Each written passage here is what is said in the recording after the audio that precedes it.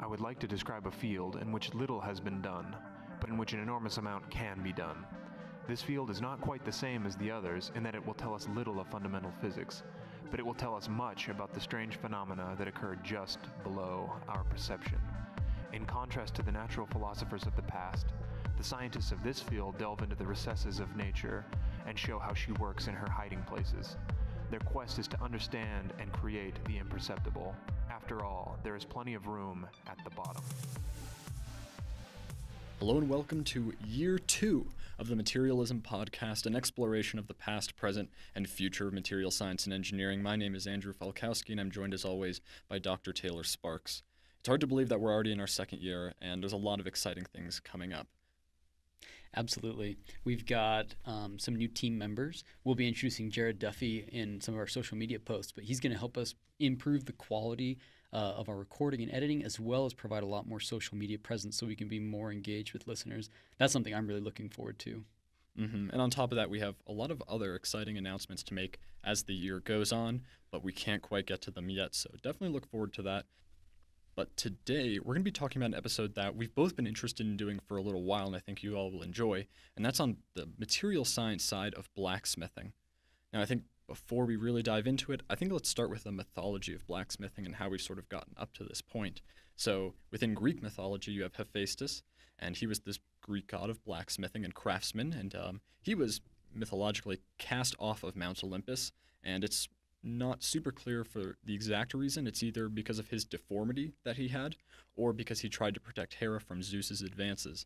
But he's primarily responsible for crafting most of the tools and the weapons of the gods, so all of Zeus's thunderbolts, for example.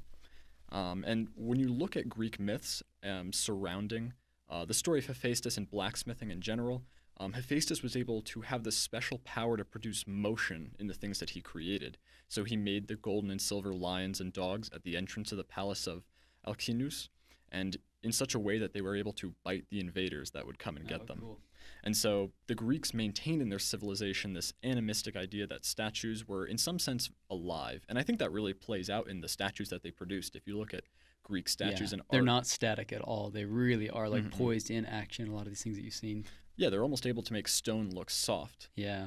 And so I think they really carried through this idea that there was this almost mythological idea behind craftsmen and blacksmithing, that you're not just making this static object, you're breathing some sort of life into that.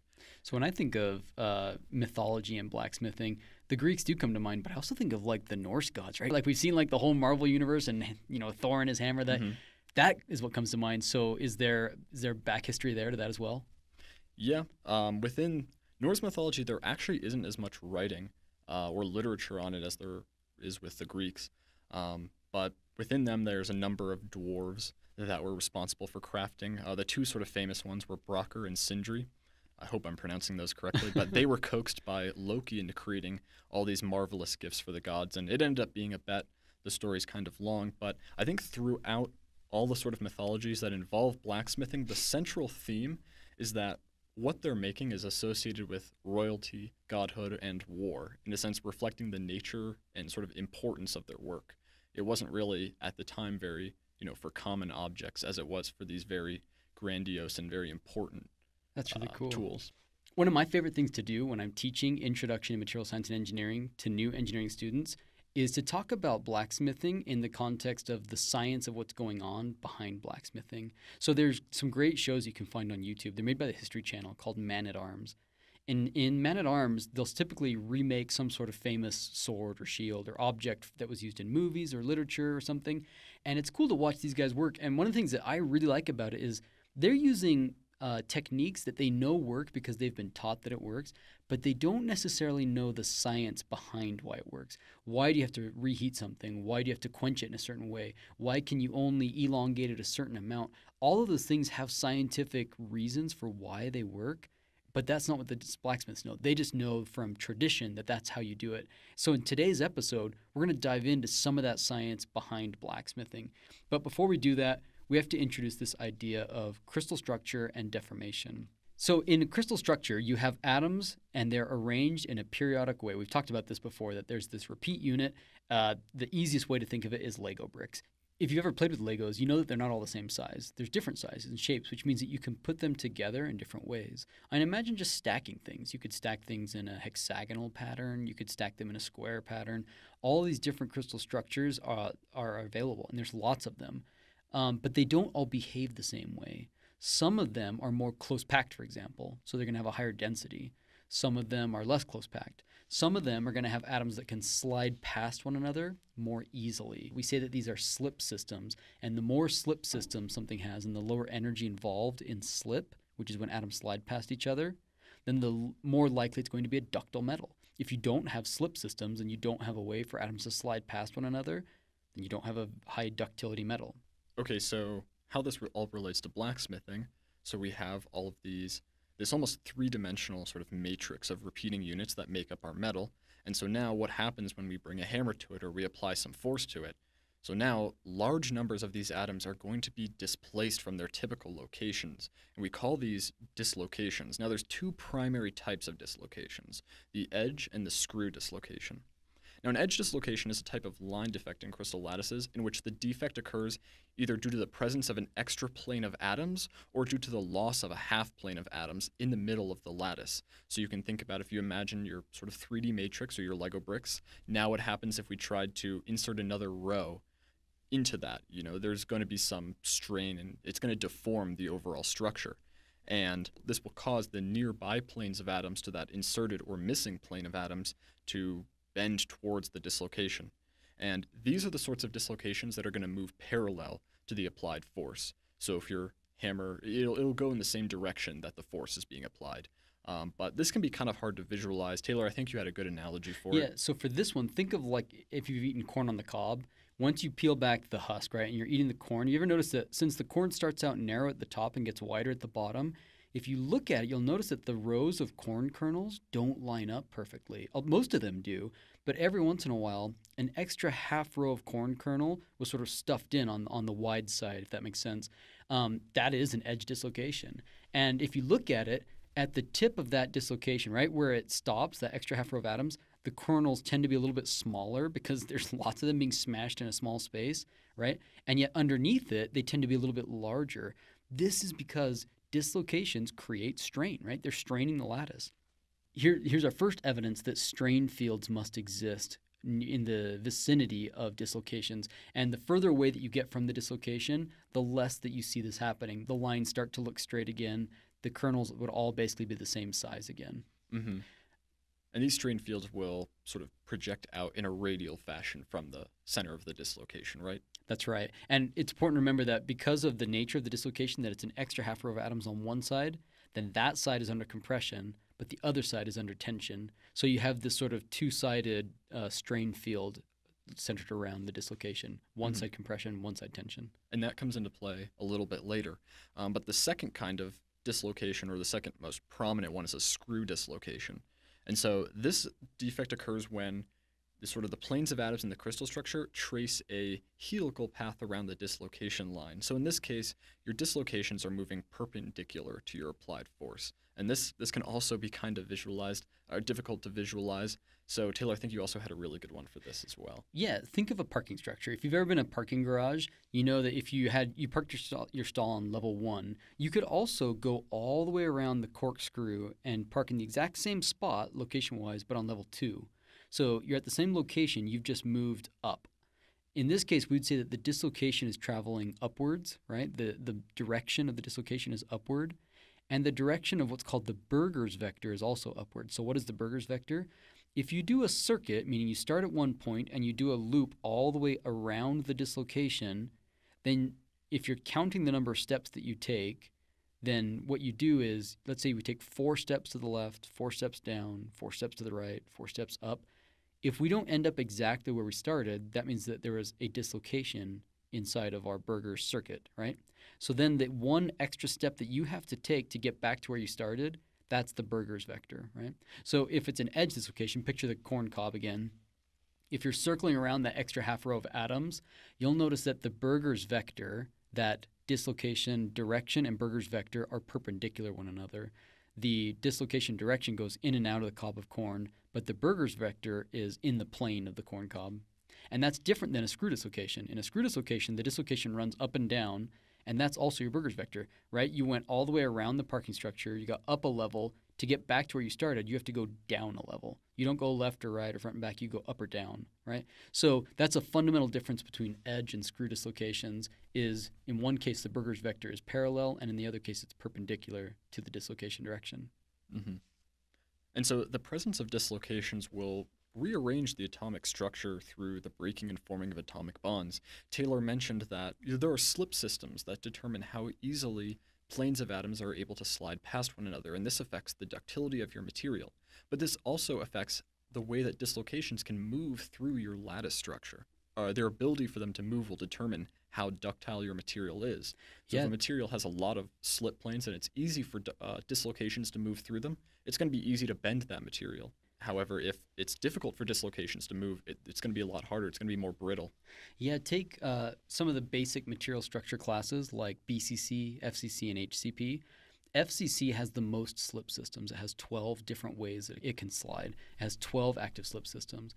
But body-centered cubic has fewer. I think it has 8, if I'm not mistaken. Mm-hmm. And so there's fewer ways that these things can slide past one another, so it's less ductile. So materials like molybdenum and tungsten, which are body-centered cubic, they're going to tend to be much more brittle than FCC metals like gold or aluminum or copper. You probably, if you've had any experience with blacksmithing or just metals in general, you know those things are much softer and more ductile than their BCC counterparts. And then HCP, hexagonal close packed, it only has its slip system is along the basal plane, so the bottom of the hexagonal cubic unit cell. So it has even fewer. Those tend to be very brittle. So materials like magnesium are much more brittle. They don't have active slip systems. Now, we're skipping something here because dislocation motion, when these extra half row of atoms move in either an edge or a screw dislocation, that's one way of achieving deformation. The other way of achieving deformation is twinning. And twinning is when you have a grain boundary, which we've talked about before in the podcast. Grain boundaries, again, are where different regions of different crystallographic orientations come together, right? So there's a mismatch. The easiest way to think of this is imagine that Andrew started building a brick wall on one end of the room, and I start building a brick wall on the other end of the room, but I don't look at what he's doing when I start. And ours are off. They don't have the exact same angle, right? So mine is tilted at maybe 15 degrees, and his is at 0 degrees. And next thing you know, when we meet to each other, there's a mismatch. That's a grain boundary, right? So a twinning process, twinning is a special type of grain boundary where there's mirror symmetry preserved across the grain boundary, if that makes sense. You could draw a line along the grain boundary, and then on either side of that line, it would look like a mirror. Each atom would be lined up. That would be a twin. So if you have an untwinned material, you have a regular brick wall, you could deform it in such a way that now that you preserve a mirror symmetry along some direction. So you can move lots of atoms. They all have to cooperatively move together. That's different than an edge or a screw dislocation where that individual half row moves at a time. Here, it's lots of atoms moving at the same time. And what's cool is that when you do this, you can actually hear it. I think I'll play a little bit of a video. We're going to get some audio of this. But if you take tin and at low temperatures, if you bend tin, you can hear it. It sort of sounds like Snap, Crackle, Pop, like that cereal, like what is that, Rice Krispies in milk. Yep.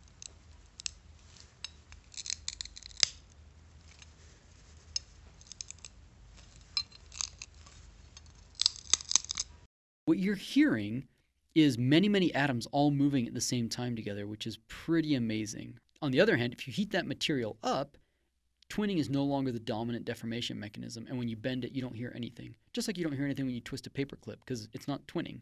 So that's pretty cool. Twinning is lots of atoms moving together. That creates an acoustic wave, right, as all those atoms move collectively, and that acoustic wave you can actually hear. So when we apply a force or this dislocation occurs, most of the energy just gets dissipated as heat, but approximately 5% of it remains in the lattice. And Taylor talked about a little bit the presence of a strain field and how there's an area of compression and an area of tension, and that's where this remaining energy sits. And so these strain fields, you can almost imagine them being polar in a sense, that there's almost a compressive side and a tension side. And so if you have a number of dislocations that are capable of movement through your material, they will tend to be attracted or repelled to one another depending on which side is going to interact. So your tension and compression regions are going to want to come together, but tension and tension regions are going to want to repel each other. And so the effect that you'll start to see is that if dislocations are able to move and they have these strain fields, they'll tend to line up or repel one another in such a way that there's some degree of order or movement. Additionally, actually, what are the conditions that would cause them to annihilate one another? So think about it. You've got an extra half row of atoms on your left. If you're looking at the crystal, there's an extra half row of atoms coming in from the top on the left. And then on the right-hand side, you've got an extra half row of atoms coming from the bottom, right? If those things get close to one another, think what's happening. On the left, top part, it's under compression because there's that extra half row of atoms. So all those atoms are feeling really squeezed. But on the right top side, that's not where the extra half row of atoms is.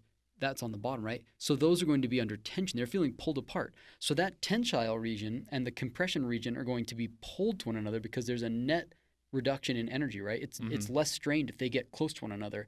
And the more close they get to one another, that extra half row of atoms on the top gets closer and closer to the extra half row of atoms on the bottom until next thing you know, they just line up and you have a perfect lattice. It's healed again. So the overall, as long as they're lined up with one another, they will be attracted. Okay, so if they're opposite signs. So those are the conditions by which the dislocation can be annihilated and you can return. But how often does that happen? So in order for that to happen, you have to have, first off, they have to be lined up, right? And that's not always the case. And then you have to have atomic motion, right? Because it does require atoms to break bonds and form new bonds, right? That's how these extra half row of atoms move, is by the breaking and making of new bonds. So this is a diffusion process. So for this to happen, you typically need higher temperatures. In fact, this leads to some important concepts in blacksmithing, which we're going to get to in a minute, which is called recovery recrystallization. But before we get to that, we need to discuss a little bit of what happens to grains as you deform them. Now, Taylor talked a little bit about grains and how they're essentially just, think about it as in like a wall. So you have different orientations of these repeating units that are in your material. Okay, so what happens at the boundary between these?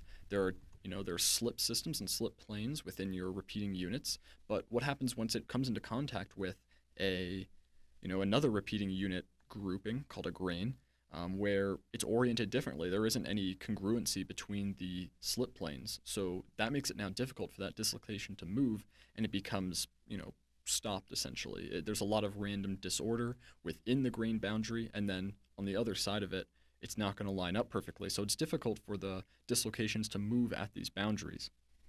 And so in a polycrystalline material, which means that you're going to have all these different grains and different orientations, they're a little bit more difficult to deform because of this difference and this lack of symmetry between the grains. And so before deformation, typically your grains are going to be equiaxed and have approximately the same dimension in all directions. And for this particular deformation, if we are, we're hammering it, the grains are going to become elongated perpendicular to the force that's being applied. So think of making aluminum foil. When they make aluminum foil, first off, there's some awesome videos you can watch on YouTube about this, but they start with a big block of aluminum. And if that was as cast, then you might expect it to have the grains that you just described, where they're sort of round in every direction. But the way that they get it into a very thin foil is they roll it, right? They send it through a roller. So the roller is applying essentially a compressive force on it, and it's rolling back and forth. They pass it through, and then they bring the rollers a little bit closer together. They pass it through again. They bring them a little bit closer together. So each time, it's just being rolled and rolled and rolled. So they're continuously causing these grains to deform and become flatter and flatter and flatter. And you can see it in the microstructure. It goes from being nice equiax grains to, and it looks like layers of paper basically by the end of this thing, which is pretty cool that you can see the effect of all these dislocations moving over time along certain slip systems and not others. Totally changes the microstructure. That's right, yeah. So a two-dimensional image would just show these equiaxed grains becoming more flatter, essentially, as you were pointing out. In this case, the more that you actually flatten these grains, the material will actually become stronger because it's now more difficult for dislocations to move, because dislocations rely on there being these congruency between the slip planes, and the more dislocations that you introduce into the material, it becomes harder for other dislocations to move. Yeah, I often like to have people imagine they're looking at a brick wall, and like as hard as it would be to grab a chunk of that wall and slide it, I mean, the mortar's pretty well strong, but imagine there's no mortar between the bricks. You could maybe make the brick slide some directions easily if it's stacked up nicely, but that's if you're pushing it nice and horizontally, right? Imagine you tried to push it straight up. Well, now the bricks are like in the way of one another, so they can't slide past one another easily. That's kind of what's happening with this situation. Instead of a dislocation being able to go easily from one grain to the other because they're nice and lined up, there's lots of these grain boundaries where it might going to have to change its direction. I saw a video that described it well. It basically said, like, imagine you could push a train on its tracks easily if you're pushing it directly along the tracks. But if you're pushing at some angle to the track, that's much harder, right? Because there's a shear and a normal component to that force, and what you really want is the shear component, right? We get the same problem happening as you pile up lots and lots of grain boundaries. You are resisting deformation motion, and that's one of the core concepts of material science. If you make it harder for dislocations to move, you made a harder, stronger material that is less ductile. This is actually the root of what's known as the Hall-Petch relationship. Hall-Petch basically said, okay, as you make grain size smaller, right, then you're going to have more grain boundaries on average, and therefore it should become harder. And that's what we see, that it goes by the grain size to the -1/2. And this is both hardness and yield strength typically obey the Hall-Petch relationship, which is a great way to strengthen a material. So if you've got the exact same material, you can modify its microstructure and make it harder or softer, right? You can make it more or less ductile by just changing the grain size with a heat treatment. Mm-hmm. And another way to increase or prevent dislocation motion is the addition of dopants or impurities, such as carbon and steel. Yeah, so that's a great one. I think an even easier way to think of this is think of sterling silver.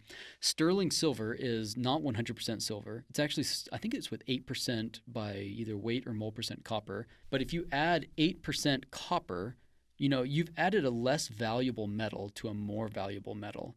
So why is this better in some ways? Why it's better is because copper is actually a little bit smaller than silver, maybe like 20% smaller in size. And so now you have an individual point defect, we call it, where the copper is at a single spot and it's smaller. Think of the strain field that will create, right? Around that defect, it's going to put everything in compression around it, right? Because all those atoms, they'd like to be a little bit more closely packed, but the copper's too small. So you have a compressive region completely surrounding that. So if you have a nearby dislocation, which remember has both a compressive and a tensile side to it, what's going to happen? The strain field of the dislocation is going to interact with the strain field of the impurity, and they're going to draw close to one another such that the copper defect will end up at the very tip of that extra half row of atoms. Why? Because at that extra half row of atoms, that's where it's at its most compressed, where the atoms are really being squeezed. So why not put a small atom there, right? If you have an impurity copper atom sitting there, it's going to relieve the overall strain a little bit. Now, dislocations tend to move much more easily than atoms do. Atoms move more slowly. So what you've essentially done is you've pinned that dislocation. You've pinned it in place. The copper atom can technically move, but it's going to move much slower than the dislocation would be able to move otherwise. So what you've done is you've slowed down that dislocation motion. And that, from our basic rule, it means that you've made this material harder and stronger. Now, if you did the other way, let's imagine you put in something bigger than silver. If you put in a bigger atom than silver, gold, for example, it's not going to go on the top side of your dislocation with the extra half row. It's going to go on the bottom side, right? Since it's bigger, it's going to want to sit in the tensile region of your dislocation to have an overall reduction in the strain. But it's the same thing. In either case, it pins it. And so impurities are really good at strengthening your material because they lock up your dislocation. Okay, so now we have kind of an interesting challenge. The more that you hammer away to material, the more dislocations that you're introducing. And while some of them are going to annihilate one another, there's just so many, and there's so many different orientations of the crystal structure based on grains, that it's going to become harder and harder for these dislocations to move, and they're going to start getting stuck on one another.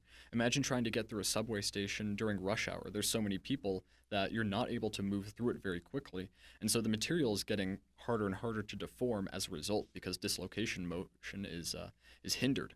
And so I don't know if anybody's actually done it, but if anybody has blacksmith, then you know this to be the case. The first couple hammer strokes, when you take it out of the flame, you can deform it really easily. That's for a couple reasons. First off, it's hottest when it comes out of the flame, right? So the higher the temperature, the more thermal motion, but also because it has fewer dislocations. And so each time that you hammer strike it, you're adding lots of dislocations. And the more dislocations, the harder it is to move the ones that you want to create. So it just gets harder and harder and more likely to fracture with each hammer strike. And so in order to get around this problem, there's sort of three phenomenon that stack on top of one another, and that's recovery, recrystallization, and grain growth. And so the first step is recovery. And so when there's a bunch of dislocations introduced into the crystal lattice, we need a way of sort of relieving these. And so the metals are heated and energy is added to the system.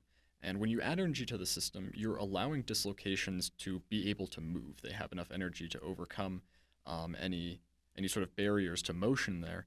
And so what that allows to happen is dislocations to sort of dissipate or annihilate in such a way that they're no longer within the material. But the problem is that your grains are still deformed. They're still flattened from the hammer strokes. Following recovery, remember the grains are still subject to a lot of strain.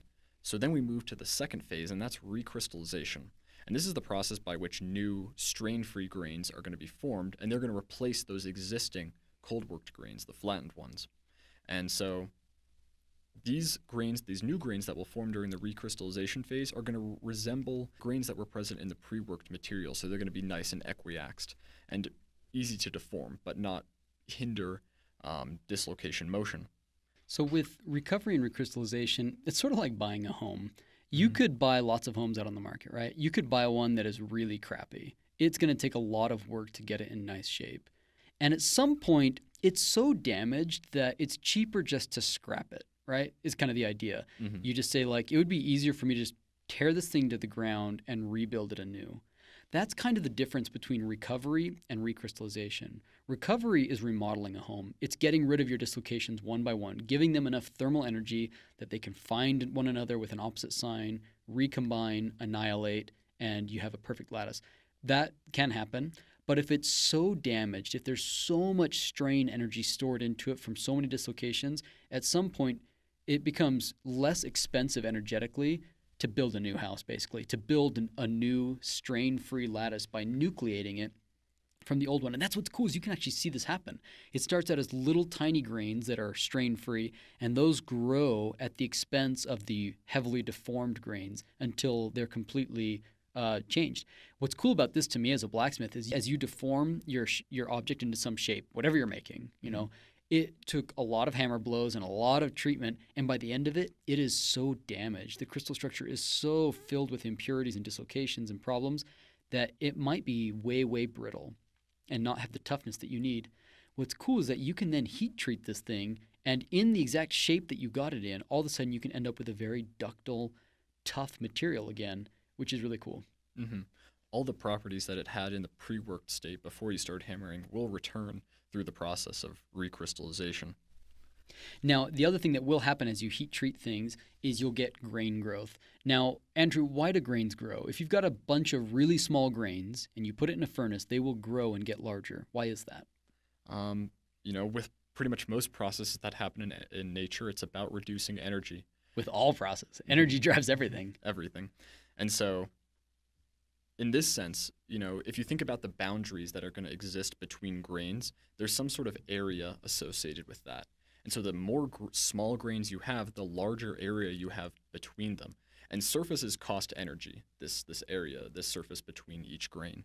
And so by facilitating grain growth, they're able to reduce the amount of total area relative to the volume, which also reduces the energy and makes it more stable. Yeah, that's it. A way to sort of think about surface energy, I think it can be kind of difficult to visualize, is just sort of imagine that you're standing in a room and you're waving your arms, right? It takes a certain amount of energy to do that. But now let's say you link up with someone, and now you only have to wave one of your arms, and they only have to wave one of theirs. Now imagine you keep linking up with more and more people. Now only, you know, 2 out of 10 people have to wave their arms. That's a lot less energy, and that's sort of how we can imagine the energy cost of a surface. So the larger your surface, the less energy it costs. Yeah, if you imagine, like, atoms are social. Like, they want to be arranged in a certain way. They want to have a certain number of neighbors. And if you have a surface, then they could have had a neighbor on that surface, but they don't, and they're just unhappy about that, right? That's costing them energy. In any case, if you grow your grains, you get rid of these surfaces, and so you go down in energy. So you see what's called coarsening or grain growth, and it can be pretty dramatic. You can grow really big grains if you do it really slowly at high temperatures. You can see really big grains grow. Some of them are even, you can see them with your naked eye. So for example, if you've ever looked at a light post and you notice that it has that sort of spangled pattern on it, that's from hot dipping the steel in zinc, and that outer layer happens in such a way that it grows really large grains of the zinc steel. I think it's a mixture of the two. In any case, you can see big grains on those. But most of the time, grains are smaller than what you can see with your eye for the most part. Now, when we're heating it up to facilitate this whole recovery, recrystallization, and grain growth process, we're not heating it too high. We're only heating it to the point where there can be atomic or dislocation diffusion or movement throughout the system. This is typically between 1/3 and 1/2 of the absolute melting temperature of the material. So we don't want to melt it right down. We want to maintain the shape that we deformed it in, but we just want to give it enough energy that movement and diffusion can occur within it. And another way to sort of think about this whole process is almost just like a reset button for the steel, right? You've deformed it. It's very brittle, but by going through this process, you can sort of reset it and then begin hammering it again and continue shaping it. Which is so cool that we have that capability. Now, if you've ever watched a blacksmith work, one of the most exciting things about it is when they take the sword or whatever it is out of the hot furnace and it's glowing orange or red or even white, depending on how hot they got it. They take it and they dunk it right into either a vat of oil and flames jump up, or water and it's hissing and bubbling. This is called quenching. Now, what on earth is going on with quenching? To answer that question, we have to introduce the idea of phases. In blacksmithing, your material can exist in different phases. If it's pure iron, 100% iron, then at room temperature, it's the BCC iron, and at high temperatures, it's going to be FCC iron. So if it was in the FCC phase in the furnace, and then you hurried and quenched it to BCC, it would go from FCC to BCC. But what happens if you quench it so fast that the atoms don't have time and enough thermal energy to quickly enough arrange themselves in that BCC structure, right? What can happen is that it will instead form martensite, a martensitic transformation. A martensitic transformation is one where there's a collective movement of atoms, right? They call it a diffusionless transformation, phase transformation, because all the atoms just shift a little bit. How it works is, imagine you had an FCC lattice. FCC means the atoms are at the corners of the cube and on the faces. Now imagine you took that cube and you just stretched it vertically just a little bit, right? That is the martensitic transformation. It goes from being cubic, and since you stretched it in one direction, it actually becomes tetragonal. It becomes body-centered tetragonal, okay? So that is the martensitic phase. Technically, it's just going from FCC and stretching it in one direction until you get this body-centered tetragonal. Now, what this means for a blacksmith is that you went from the most ductile metal, FCC, that we have, to a very non-ductile crystal structure, which is body-centered tetragonal. So it went from being very ductile to very brittle. And so you go from something that is easily worked to something that is super brittle. You can't work it at all. It becomes extremely hard. Now, unfortunately, when you do this, the volume change is such that it actually produces cracks in your material. So you would never quench something extremely rapidly, turn it completely martensite, and want to use it. Well, not never, but for most things you wouldn't, because at the benefit of being very hard and strong, you lose all your toughness, right? So there's a difference here between toughness and hardness. How do you describe the difference there, Andrew? Right, so hardness would be your resistance to permanent deformation. So if you're trying to bend something, it's going to be very difficult to bend. But your toughness is going to be the ability to withstand that plastic deformation that does occur. So what happens when you do bend it? Is it going to be able to, bend and maintain its integrity, or as soon as you bend it a little bit, it's going to shatter or break? So you can think about like a ceramic bowl versus a paper clip or a ceramic plate. Trying to bend a ceramic plate is pretty difficult, but as soon as you do bend it, it's just going to break in half. Whereas a paper clip, it's pretty easy to bend it, but but it'll maintain, it'll stay in one piece. And so a plate is a lot harder, but a paper clip's a lot tougher.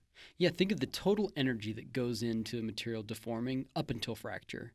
The ceramic, you're right, it's going to absorb energy at a high rate until it fractures, but it doesn't deform basically at all. So the total energy absorbed is not very big, right? Now, that's just the martensitic transformation. There are other important phase transformations in blacksmithing. For example, if you heat a steel up above the austenitic, into the austenitic region where we call austenite the FCC phase, right? So this is 727 degrees Celsius, right? So it's glowing orange, basically, is right around that point. If you heat it up there, it's going to be a single phase. And when you cool it down, we already said if you cool it down really quickly, it converts to martensite. If you cool it down more slowly, you're going to get either perlite, bainite, or spheroidite. So what on earth are these? What you have happening is it goes from a single phase where your carbon and your iron are mixed together and they're mixed together as an alloy. It's just dissolved. The carbon is dissolved in your iron in the solid state. But if you cool it down in those regions, it thermodynamically wants to phase separate into almost pure iron. It's basically pure iron with just a very small amount of carbon. But the other phase is where all your carbon goes to. It segregates and forms an iron carbide phase, Fe3C. So 3 irons, 1 carbon, and we call this cementite, right? Cementite because it's brittle like a cement, right? It's brittle. It's a hard ceramic, basically. So now it goes from being a metal with dissolved carbon into it to now being a pure metal and a ceramic. And imagine those two different phases, how you disperse them in one another is going to really radically change your properties. Because this is a eutectoid reaction, that means it goes from one solid to 2 different solids at a single temperature. This reaction happens fast. Because it happens fast, we get the lamellar structure. The lamellar structure is when there's layers of these different materials that stack up on one another. They form layers because they just don't have enough time to diffuse long distances to separate into big clumps. What do blacksmiths do with this? They have lots of different quenching mediums. You might quench from one furnace right into another. That would be one option. But more commonly, you'll see them drop it into oil or water or some other medium. And these things have different heat capacities, different heat transfer coefficients. And so they're essentially going to pull heat out of your material at faster or slower rates. And therefore, they're going to change the microstructure material depending on how you quench it. Mm-hmm. And typically, they'll try to find some sort of balance between hardness and toughness. So certain parts of the blade you want harder than others. So the blade portion you probably want very hard. You don't want that to be deforming a whole ton when you're trying to cut something. But the actual, main structure of the blade, you probably want it tougher because you don't want it to be brittle or, depending on what it's being used for. So you want it to be able to cut things, but you want it to also be able to withstand some sort of impact. Yeah, this is actually one of the benefits. Imagine you've got something, it's in the austenite phase, so it's heated up. It's all single-phase dissolved carbon and iron. You quench it, and when you first touch it into, say, water, that is going to really aggressively pull the heat away from the metal. So you might be most likely to get martensitic at the surface.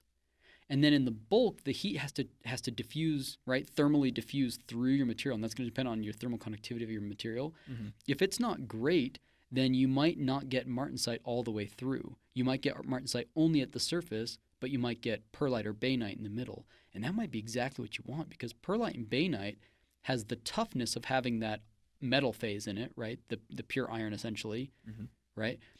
But the martensite on the surface is going to be able to be very hard to keep an edge. That's sort of ideal for a sword, is having that martensitic area on the surface, but having a bulk that is tough, like perlite. Mm-hmm. Yeah, if you recall back to our steel episode, the Japanese samurai did something very similar in the making of their swords, where the outer surface was very hard, but the inner surface was tough, so that it could withstand impacts. And there's other things you can do. Obviously, there's case hardening, where you purposely introduce more carbon to the surface, right? If you were to put this in a source of carbon, that carbon can diffuse into the surface. We know the more carbon there is, the more of those interstitial sites they're going to fill. That makes it harder for slip to occur, so you strengthened it because you've made it harder for dislocations to move. So there's lots of things you can do to also create a functionally graded material, but these are some of the ideas. Okay, we're going to jump to a quick break, but when we come back, we're going to sit down with Alexander Wickstrom from the University of Utah Materials Advantage Student Chapter. He participated in the Tms Bladesmithing Competition, where he and his team created a sword and competed and did very well. And so we're going to learn from him about his process, how he uses his education to, create swords, and what blacksmithing is like from an actual blacksmith.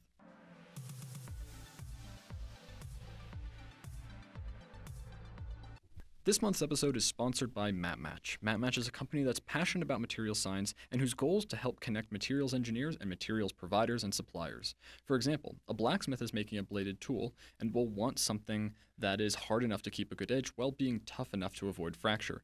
Many blacksmiths suggest martensitic steels for these applications. On matmatch.com, we can search for martensitic steels, and we see over 400 different steels available. Or you could search by application by going to metallurgy and then selecting iron and steel products. And under spring steels, you will see many steels ideally suited for blacksmithing blade projects. Each alloy lists the composition, so you can select a high versus low carbon content steel depending on what you're looking for, or a stainless steel if you want to avoid corrosion. The whole process is super quick and intuitive, which is probably why their platform is used by over 1 million engineers each year. Best of all, searching for that perfect material is completely free. Head over to matmatch.com and check out how useful it might be in your next engineering project.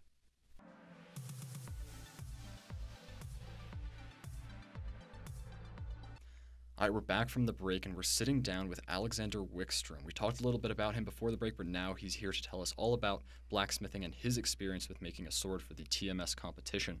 So, Alex, do you want to just introduce yourself and tell the audience a little bit about what you do? Sure. I'm Alexander Wickstrom. I'm here a student in the metallurgy program. Been here for 3 years. I'm a junior.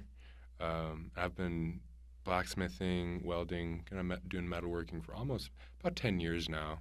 I really got into it at the beginning of high school, and have just really taken off and got all sorts of equipment now. I have a really nice shop and just really enjoying it. And it's really become a way for me to apply and learn a lot of other things that I wouldn't have normally got through the classes. And it makes seeing what's going on a lot easier.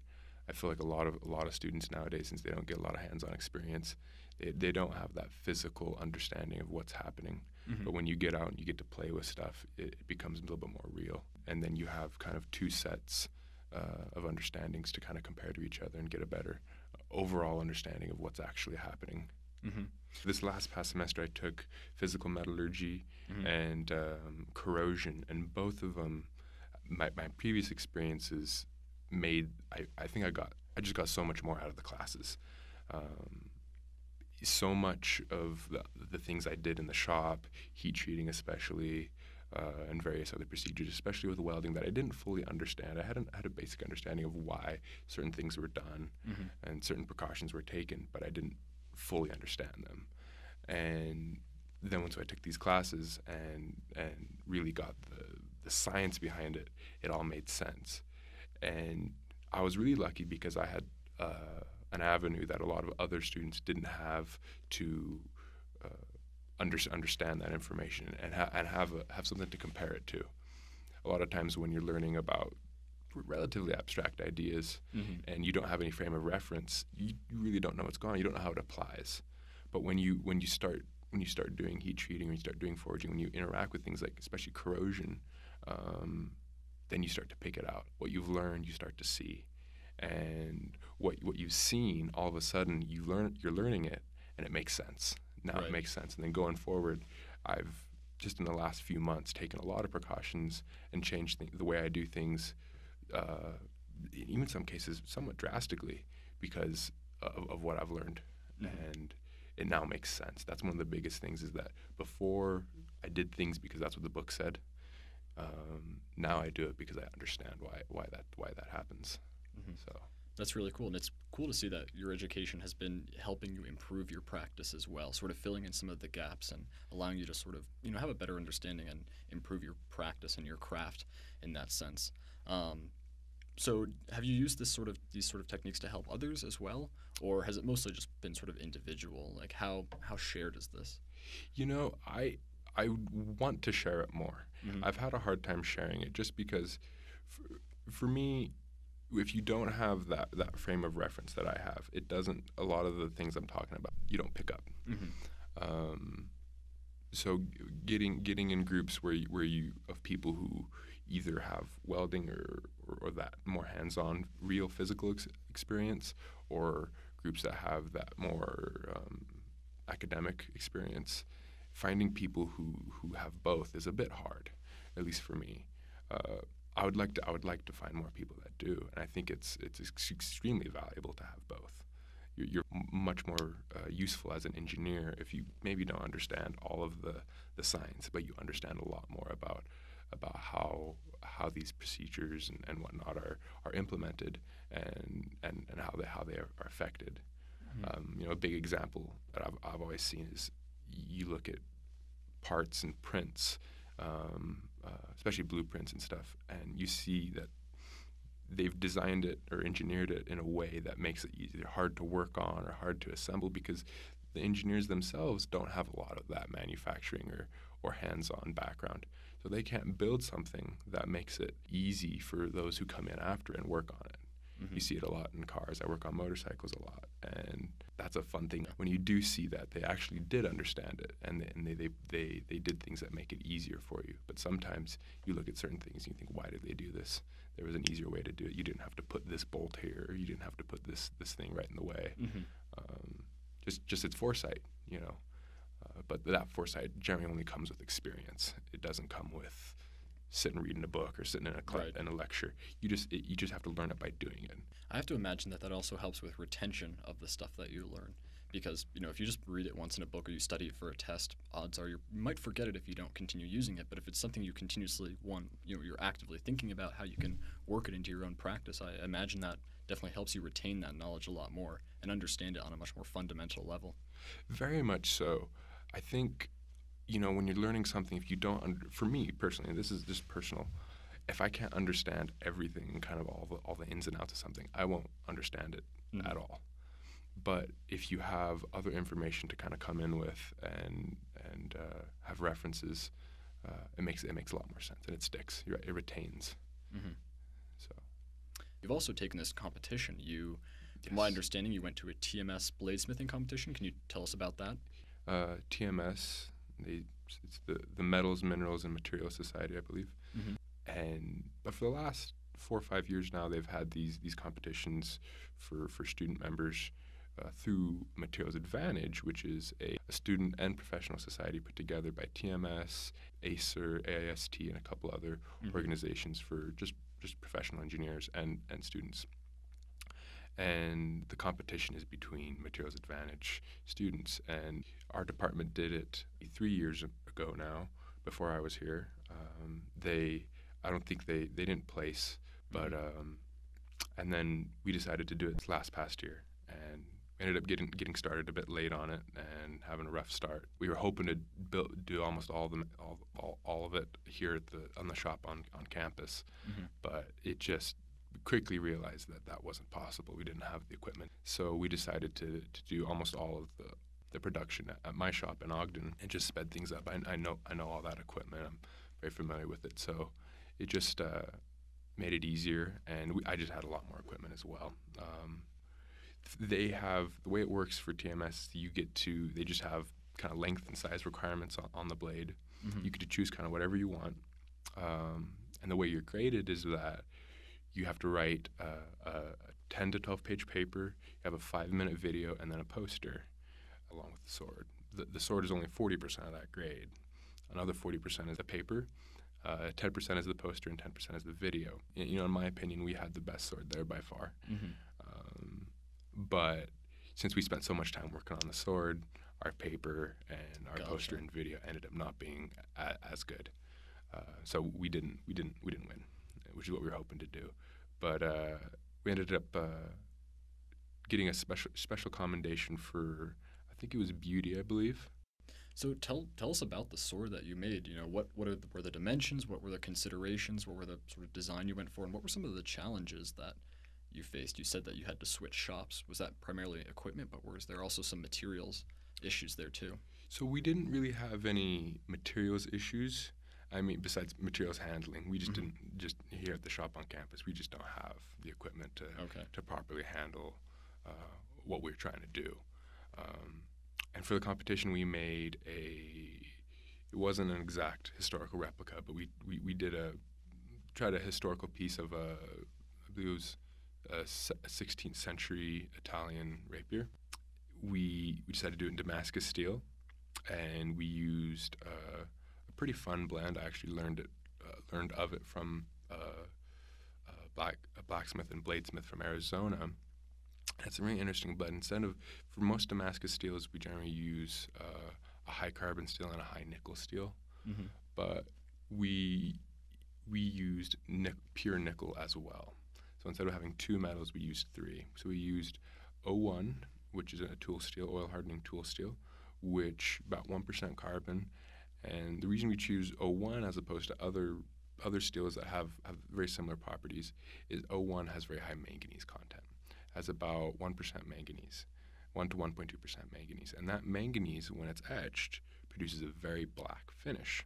Now, to contrast that, we used a steel called 15N20, which only has about 0.7% carbon, but it has about 2.5% nickel. And that nickel, when etched, stays bright. And 15N20 is actually a very interesting steel. It was designed by Uddeholm in Sweden for use in bandsaw blades in big lumber mills. So it's super durable. That you can buy it in really thin sections. It's really great stuff for all sorts of knife making, especially Damascus. And then we mixed that with Monel 200 nickel, which is pretty much a pure nickel, but we used it in shim stock, so it was only 5/1000 of an inch thick. Whereas the 01 we used was 5/32 of an inch thick, and the 15 and 20, I believe, was 65/1000 of an inch thick.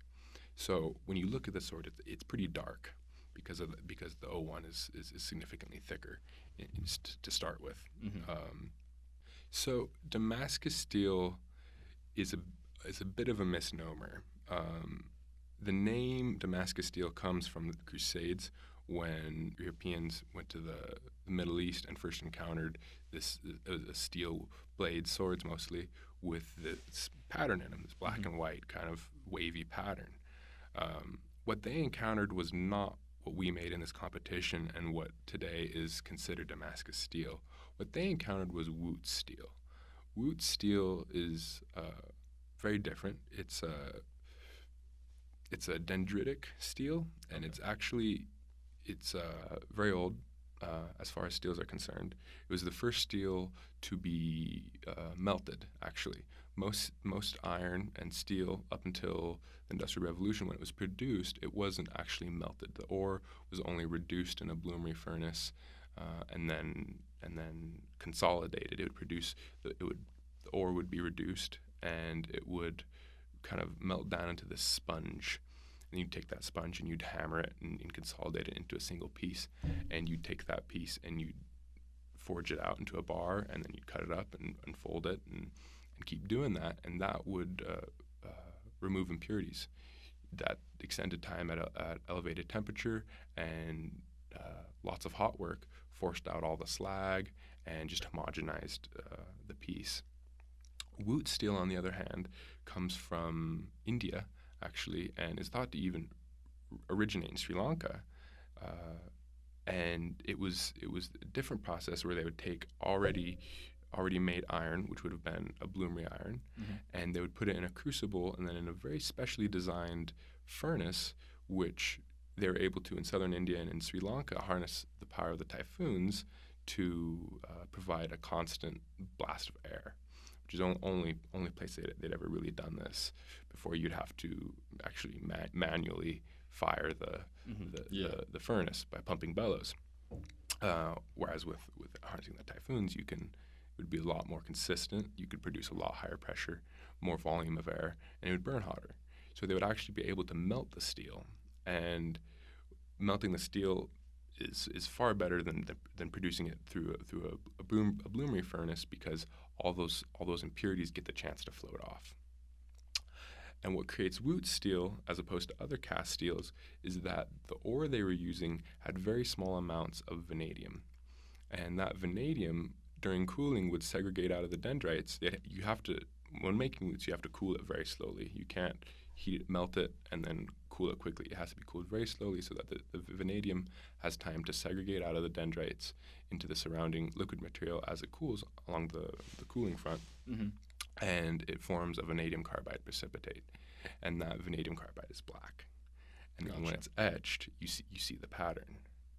So that's Wootz steel. That's where the name comes from. What we're making today, and what most people call Damascus steel today, is what's called pattern welded steel, and that's been around since as long as Wootz, as long as steel's been around, because it comes out of the process of refining the steel. Nowadays, we select completely different steels with high manganese and then high nickel content to produce a really bright contrast. 1,000, 2,000 years ago, that wasn't the goal. The goal was to actually refine the steel, but in doing so, there would be some pattern evident after etching, but it wouldn't be bright. So Wootz steel kind of fell out of use, generally around the time of the Industrial Revolution, when actual cast steel became commercially available and readily available due to the Bessemer process and then the open hearth process before that. But it was kind of lost and then rediscovered under John D. Verhoeven at University of Iowa, and then another bladesmith by the name of Al Pendrave. And they spent, I believe, almost 20 years figuring out how Wootz was actually made. And now there are some people who produce woots in blades and stuff. But it's a very different process than what we're doing, in the TMS competition, and what most people think of when they think of Damascus Steel. So Damascus Steel, what I should call pattern welded steel, is where you take dissimilar metals, they're forge welded together, which is a solid state diffusion bonding, occurs at elevated, it can occur at room temperature, if you have a very clean atmosphere and very close mating surface, but that only occurs very few places. But when you take these metals and heat them up to high temperature, they can bond, and without melting, and that preserves their individual chemical composition, so that when you come back and etch it with an acid, generally we use ferric chloride because that ferric ion is actually relatively corrosive, and it produces that black oxide finish on the metals that oxidize, and on the metals with high nickel content, it doesn't oxidize at all, so you get that contrast. Gotcha. But you can also make Damascus steel using less dissimilar metals. You could use a high carbon and a low carbon steel, and you won't get as much definition, but it'll still be there. You just have to kind of angle it and catch it with the light. Gotcha. And so can you sort of walk us through from beginning to ends of sort of how you made this sword in terms of all the different processing techniques that you used? Yes. So when you start making Damascus, you generally start with what's called a billet, and that's just a sandwich, really.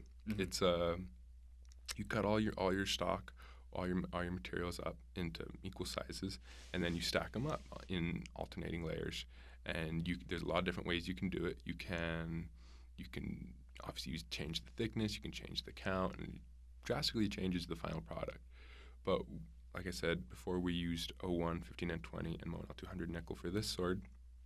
And we started off with, I believe, 36 layers, and that was forge welded. We use a hydraulic press to forge weld it together, and then that piece was drawn out into a big bar, cut up. Those pieces were then ground and made sure they're perfectly smooth, cleaned with acetone. That's really important to make sure there's no sort of contaminating agents or whatever on the mating surface. And then they were welded again to produce, I think it was 168 layers, or I can't remember the exact final layer count. But and then that piece was taken, drawn out into a round bar, and twisted just for the pattern, just to put a twist pattern in it. And then you take that twisted bar and then forged out into the blade. And then for the rest of the sword, for the cross guard and the pommel, which is on the end of the sword, it's what kind of holds the handle on. Those are forged out of mild steel, completely out of one piece, which was really fun for me. It was probably my favorite part of actually making the sword, getting to work under the power hammer, using a lot of kind of fancy tools and just make cool shapes, all out of one piece. You've seen the picture of the sword, right? Yeah. And you see it's got it's got 4 pieces coming off of that handguard. Well, it's all one piece. Wow. There's no welding there, nothing. It's just forged that way, which was really fun for me. I really enjoyed that, more so than the blade. Then those pieces were actually, I case hardened them and then heat treated them just for fun. That adds just a little something extra. The handle we used was a purple heartwood, which is a really fun wood to work with. It's bright purple. It's really hard, and it just stands up to time well. Yeah. And yeah, so that was pretty much how I made the blade. We actually heat treated it here at school. It was actually quenched at my shop in Ogden, and then we brought it down here very quickly. It was all wrapped up in it was actually alumina wool to keep it warm, and then brought it and immediately put it in the oven at, I think it was 475 degrees Fahrenheit for 2 cycles of 1 hour. And what was the purpose of doing that? The heat treating is to harden it. So, as forged, you're generally looking between 20 and maybe 40 Rockwell, depending on what you've done to it, how fast you've cooled it after final forging. So after final forging, you generally take it when you anneal it. It's generally ground. You generally get the profile ground in to make sure everything's right. And then it's also harder to grind afterwards when it's significantly harder. So it's easier to get as much of the grinding done before, if possible. And then you take it and anneal it to make sure there's no residual stress, all the microstructures is even. And then it is quenched to harden it. And then you temper it back for 2 cycles because we're using a very high carbon steel, so it has to undergo 2 tempering cycles. The first tempering cycle won't convert all of the retained austenite to martensite. What happens when you have more than about 0.7% carbon in a steel, when it's quenched, not all of that, the martensite or the steel will transform to martensite. Some of it will stay in the austenitic phase at room temperature. So if you do that second tempering cycle, that will actually convert. The first one will convert it all to martensite, and then the second one will temper the rest of the martensite. A lot of people will do a cryogenic treatment after heat treating, where they take it and submerge it in liquid nitrogen if you have the money, but dry ice and ethanol works generally pretty well, or acetone. Generally for about 1 hour, and that just really super cold environment helps convert that retained austenite. Gotcha. So that's why. Super cool. Were there any difficulties that came up during the process? Was there any sort of cracking or issues during the processing that you had to address or handle? Nothing on this one out of the ordinary. Nothing I hadn't dealt with before. We were really, really lucky. The final piece was a bit light, and that was generally due to the heat treating. We had a bit of trouble heat treating it. I was able to acquire a 6-burner gas forge, it's about 3 feet long, but the blade itself was 48 inches or 46 inches long. So heating it all up evenly, even with a 3-foot forge, was still a little bit hard. And since it's so narrow, I think we ended up quenching it 3 times before we got it right. And all that time just sitting there, ended up cooking a lot of it off. Yeah. So it chewed it up and it ended up being a bit lighter. I was shooting for about 2 to 2.1 pounds, and I think we were about 1.8 and a little bit shorter. That was just because we lost a lot of material in the heat treating and just got all scaled and then had to be ground back. So that was probably the biggest thing.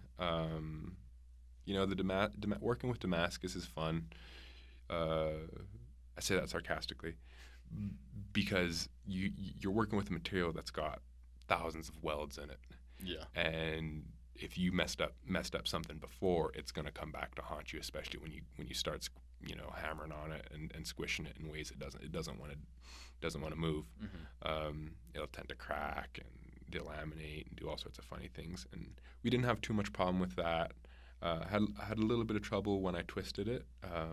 Sometimes when you twist something really hard and then you go back and try to forge it flat, it'll wanna break apart at the edges. But it's pretty easy to deal with as long as you get in there and you grind those cracks out and make sure they can't propagate and make sure they're gone. You're generally pretty good. So that was the only major issue that we had with that. The guard, I probably did 4 or 5 versions of it before I got it right. That's normal, if you're it's first time doing something. But other than that, honestly, it ended up being easier than I expected. Yeah. It was just a lot of work. That's the thing with when you get into swords or knife making in general, it's a lot of work. It's a surprising amount of work. I recorded my hours on making the sword, and I had 230 hours making the sword, and which doesn't surprise me at all, just how much time goes into it. There's just a lot of little fine steps that you got to do them right. And if you don't do them right the first time, you're going to be coming back to them, or you're going to be dealing with them later. So, it just takes a while. And it was the first time I'd built anything that big. But other than that, it went really well, I thought. As far as the things that could have gone wrong that would have been really bad, they didn't. We didn't. Besides losing material during the heat treat, it could have cracked. It could have fallen apart. It could have got dropped. It got heat treated. Yeah. We took it and did micro indentation testing on it, and we were pretty consistent, 50 to 55 Rockwell which is what we were shooting for. So all in all, it ended up turning out really well, I thought. So, but complications are what they are. You just have to learn how to deal with them on the fly. Yeah, and it's cool to hear that you had such success with something that you hadn't really done before. I'm sure that kind of inspires you to want to tackle other more difficult projects as well. Very, very much so. Going into it, I didn't know. I didn't know what to expect. I didn't know if it was going to work. I just said, all right, let's buy the material and let's get started. And I had never planned doing something that big before. The most I had done pretty fancy kitchen knives, but nothing that's 48 inches long, and just the scale. The scale is what makes it hard. Did you do any sort of literature review prior to this to try to map out your approach or figure out what considerations you were going to have to take for this? I wanted it to be as close to historical examples as possible. That was important for me. As an art piece, that it is not important, but it is cool to try to make something that replicates the real swords and the real weapons that were used, because all the dimensions that they had were there for a reason. So I really tried to shoot for kind of correct proportions. We were kind of constricted on the length. They had a 48-inch or 120 centimeter cap on length, and that's actually a bit short for most 16th and 17th century rapiers. They tend to be a bit longer. They'll get up into the 50 to 52-inch range total length. So we ended up doing a little bit shorter, and then you kind of have to compensate with the balance, right? And getting all the things right, where the blade is tapered both width-wise and thickness-wise, and because of the difficulties in heat treating, I ended up having to grind it thinner than I would have liked. So if you pick it up, it's not as heavy where it should be. It's a bit handle heavy. Like I said, it's about a quarter of a pound light compared to most historical pieces for its size. They could get heavier. They could be up 2.5 pounds, but generally they're right around 2 pounds, 2.2 pounds. And then the balance point is really, really important on something like a rapier, and we were a bit off on that. They're generally 6 to 8 inches from the hilt. I think we were only about 5 inches or 6 inches from the hilt, which isn't too bad. Yeah. But there is a reason they had those balance points where they are. But yeah, the historical stuff, it's hard because like for example, like the wood, that wasn't historically accurate, which was fine by me. We pointed that out in the paper and said, look, it just did it because we had it and it looked pretty. Obviously, the Damascus Steel blade, for the time period, not very accurate. By about that time period in Europe in the 15th, 16th century, steel making technology had advanced to a point where they actually didn't have to do a lot of pattern welding. Yeah. Earlier they did. But by then the steel quality had gotten high enough where they could just use a single steel blade or a monosteel blade. Hearing all these considerations that you took into it, I think it might be kind of intimidating for someone who's maybe interested in blacksmithing but just really isn't familiar and doesn't know where to start. What would you recommend for someone who's listening to the show, who's potentially interested in getting into blacksmithing but doesn't have any idea of where to start? A great place to start is the internet. We live in a day and age where information is right at your fingertips, and you can learn, piles, books worth in minutes. And there are lots of great resources out there today for people who want to get into blacksmithing online. There's really good books. I'd really just recommend setting a budget. That's a big thing. I've blown more money than I would think of at this, what's now a hobby and is kind of turning into a profession. But you can get so deep in it. It's endless. So setting a good budget and realizing where your constraints are and how far you want to take it is probably the best first step. But once you get that, it's just kind of working inside that budget and inside your boundaries. What kind of forge do you want? Do you want to go with coal? Do you want to go with gas? There's advantages and disadvantages to both. Gas-fired forges are generally cheaper to run. They're more portable. They're easier. That's the biggest thing. You just turn it on and go. Coal, it's a lot more hassle, but it does have a lot of advantages. It gets a lot hotter.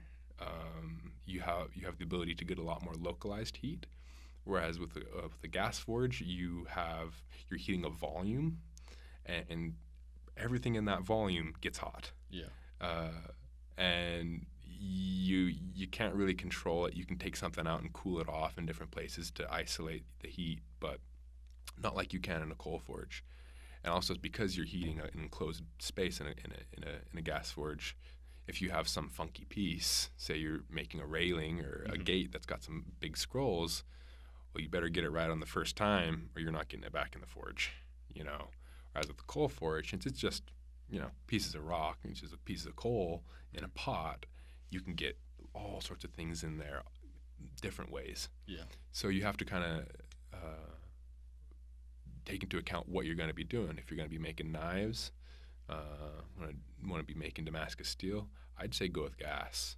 But if you want to do a lot more architectural work and you have a good supply of coal, that's a big thing. Coal is surprisingly expensive for metallurgical grade coal or coke, and sourcing it's hard. If I want to go out and buy it today, there are folks around here in Utah selling it, but you're looking sometimes $1 a pound. Wow. And anywhere between, the cheapest I've seen was probably 50 cents a pound, and you can go through a 50-pound bag in a day, no problem. So it gets expensive fast. And what most people I've seen who get into this is that they have enough money for that kind of initial upfront, buy some tools, but they don't realize how much all that additional consumables cost. Right. Grinders, grinding belts, abrasives. You're probably going to have a welder. You're going to be buying fuel. You're going to be buying all sorts of different things that are just expenses. Precision machining machines, grinders, that kind of thing.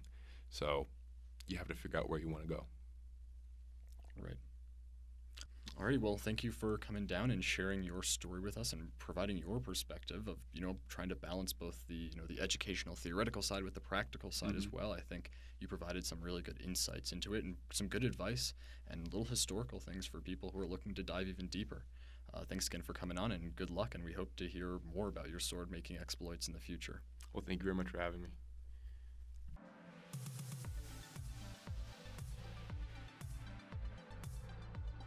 Okay, we're going to do a quick Q&A segment, and the question that I have that has been burning for me for a while as I've been following you on Instagram is, what on earth is this only read Dickens in December all about? Well, I think a lot of people they aren't reading as much. People are always on their phones, and where they're just consuming very vapid content. It's just like short-term dopamine releases. And so overall, I think we could all do with a good book. Now, Only Read Dickens December is a movement that was started by a Sir William Guppy on Twitter. And, Dickens is kind of within the mainstream population forgotten. We get to Christmas time, people watch the Muppets Christmas Carol. They're like, oh yeah, Dickens wrote that. But not enough focus is put to such a very good author. Now, unfortunately, I did not finish my Dickens book over December. So what were you reading? I'm reading Bleak House at the moment. My wife watched the PBS version, or the BBC, whatever it was, and she loved it. It's really good. He does a really good job painting the setting and painting the characters as being very unique and interesting. A lot of, I don't know, and whenever I can't really watch TV anymore because all the characters on there are just so like one-dimensional and very boring. They're not very interesting. It's just the same archetypes I've seen over and over again.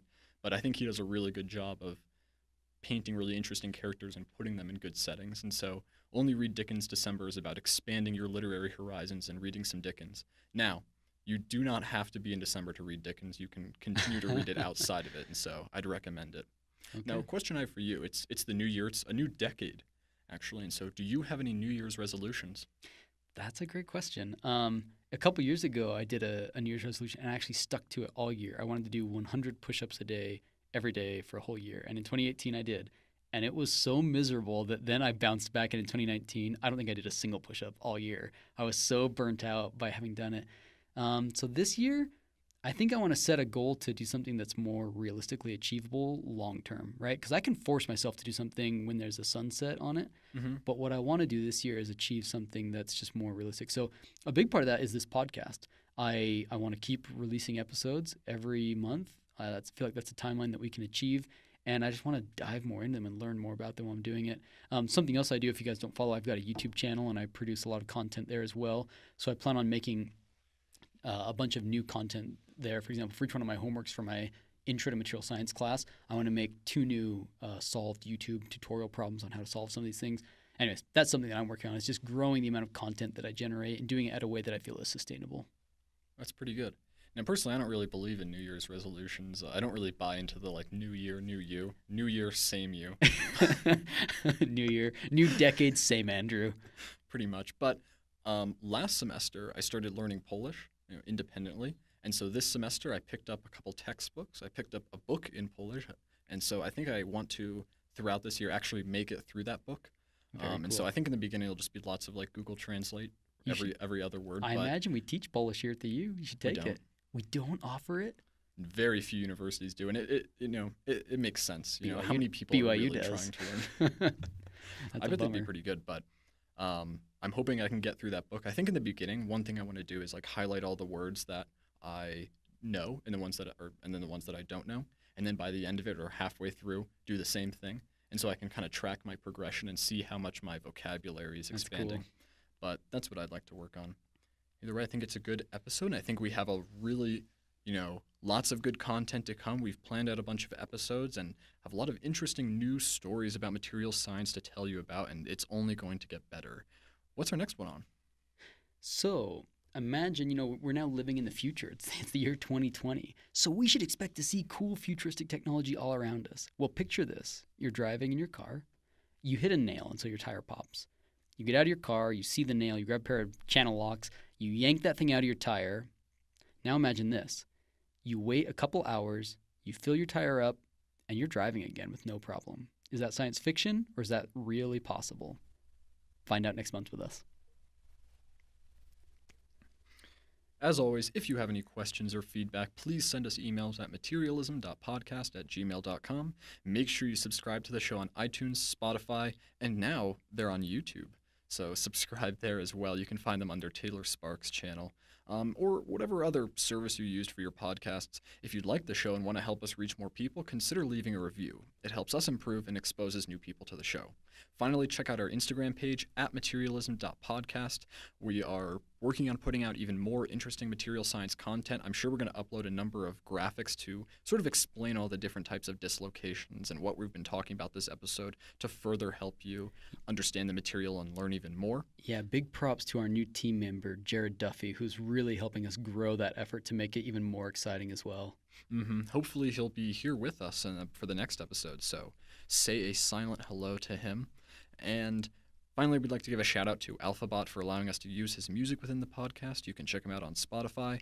And as always, a special thanks to Kolobite, who created the intro and outro for the podcast. He makes a ton of really cool synthwave music, which you can check out at kolobite.bandcamp.com. Catch you next time.